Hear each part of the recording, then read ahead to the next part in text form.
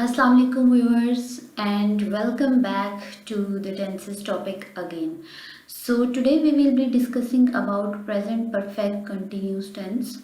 I have taught you about present simple, present continuous, present perfect, and today we will be discussing about present perfect continuous tense. Okay.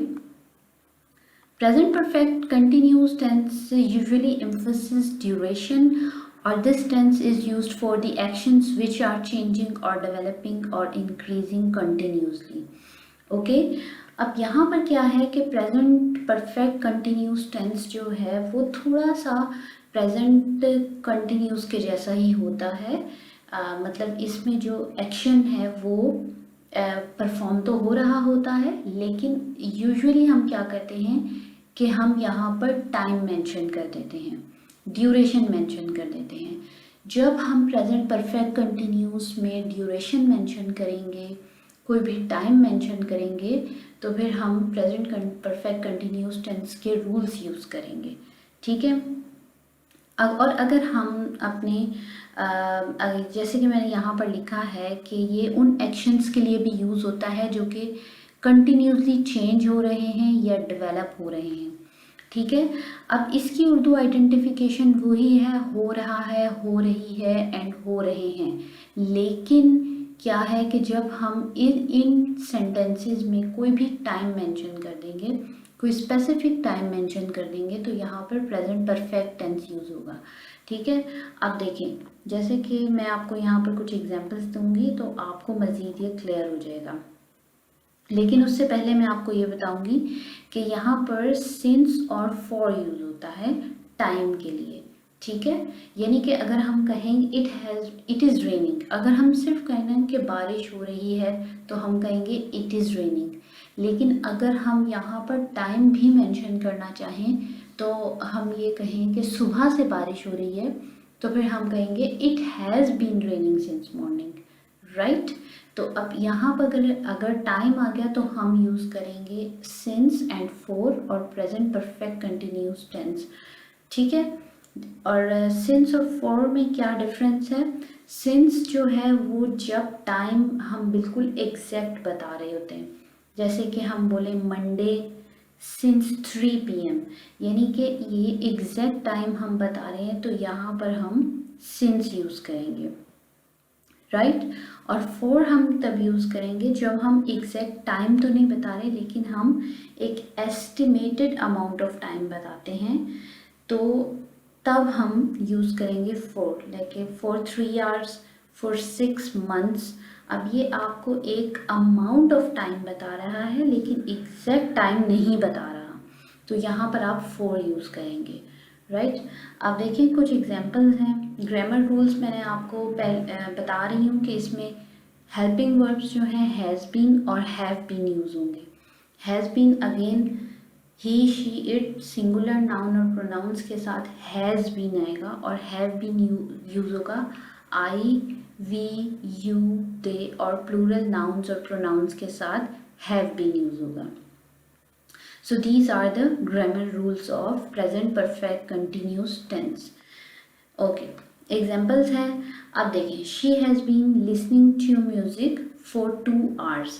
हम इसको present continuous में भी कह सकते थे कि she is listening to music, वो music सुन रही है, लेकिन हम यहाँ पर टाइम मेंशन कर रहे हैं, तो फिर हम यहाँ पर यूज़ करेंगे present perfect continuous tense, and that is she has been listening to music for 2 hours। Okay. उसके बाद आता है यहाँ पर he has been living in New York since 1993। अब यहाँ पर अगेन हम टाइम मेंशन कर रहे हैं कि वो न्यूयॉर्क में रह रहा है और एग्जैक्ट टाइम बता रहे हैं, तो इसलिए यहाँ पर यूज़ होगा since. Okay. You have been attending your lecture since 13th June. आप अपना लेक्चर 13 जून से अटेंड कर रहे हो, और अगर हम यहाँ पर टाइम ना मेंशन करते तो हम सिंपली कह सकते थे कि you are attending your lecture, आप अपना लेक्चर अटेंड कर रहे हो। लेकिन हम यहाँ पर टाइम यूज़ करें, एक स्पेसिफिक टाइम यूज़ करें, तो हम यूज़ करेंगे present perfect continuous. Okay. They have been fighting since morning, वो सुबह से लड़ रहे हैं, और he has been living in Paris for 3 months। वो पेरिस में 3 महीने से रह रहा है। और it has been raining since 8 AM। 8 बजे से बारिश हो रही है। I have been walking since 10 PM। अब ये देखें, यहाँ पर वही सिंस और फॉर के रूल्स यूज़ हो रहे हैं। अगर एक अमाउंट ऑफ टाइम है तो आप यूज़ करेंगे यहाँ पर फॉर, और अगर एक स्पेसिफिक टाइम है तो फिर आप यूज़ करेंगे यहाँ पर since. Okay.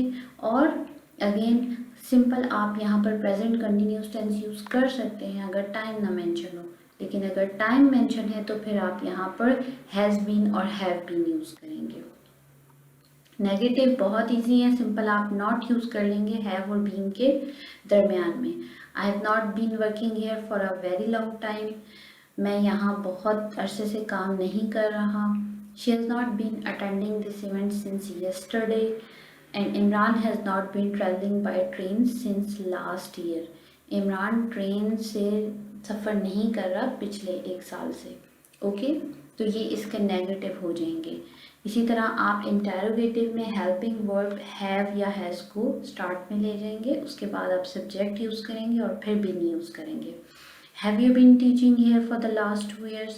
Has she been studying in this university since 2010? And has he been playing since morning?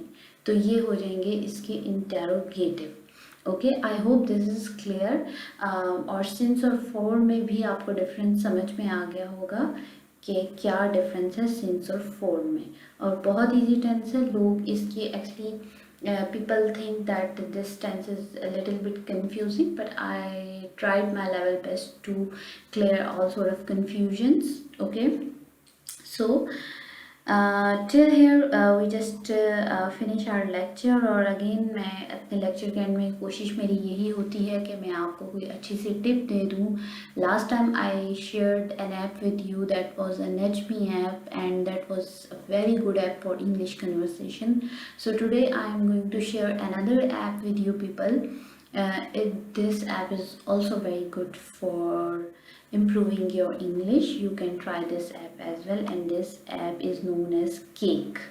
ठीक है, बहुत अच्छी ऐप है इंग्लिश कन्वर्सेशन। जब आप इसको देखेंगे, आप इसको डाउनलोड करें, इसको एक्सप्लोर करें, so it has multiple features and very engaging app. तो ये आप ऐप ज़रूर ट्राई करें, इससे आपकी इंग्लिश ज़रूर इम्प्रूव होगी। ठीक है, तो मिलते हैं आपसे अगली वीडियो में, तब तक अल्लाह हाफ़िज़।